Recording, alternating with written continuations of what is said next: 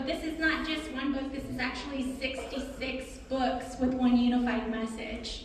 So there's a quote that I love, I don't know who wrote it, but it says, books are best read from beginning to end, but best understood from end to beginning. So we start with Genesis 1:1. It says, in the beginning, God created the heavens and the earth. The word beginning here is bereshit. It means more than a starting point.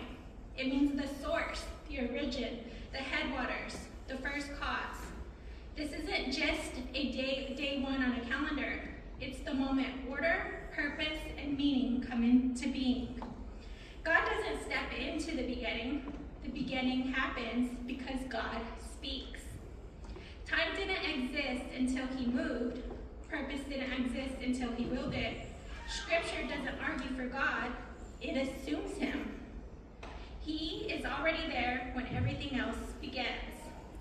He formed a world full of life, and at the center of it, he placed humanity, and he placed them in a garden. There were trees in the garden. Those trees weren't just part of the scenery. They carried meaning. Life was there. The choice was there, and consequence was there. The choice to trust God as the source of life, or to step away from him and face what that brings. And from the very beginning, that decision was in front of humanity.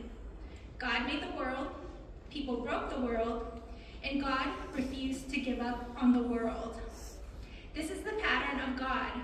From the beginning, God's pattern was never control. It was giving.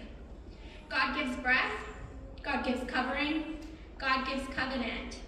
God gives himself to his people. And then God gives his son. So let's fast forward to when Jesus enters the story. John 1:1 says, in the beginning was the Word, and the Word was with God, and the Word was God.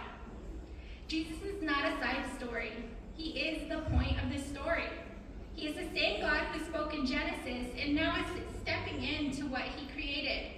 Born of a virgin, placed in a manger, raised in Nazareth. Now let's fast forward a bit faster. At 12, he was sitting among teachers, listening, asking, understanding, growing, living fully as a man. At about 30 years old, he steps into the Jordan River. He is baptized. The heavens open, and the Spirit descends as a voice speaks, "This is my beloved Son." Then the wilderness, 40 days, temptation, no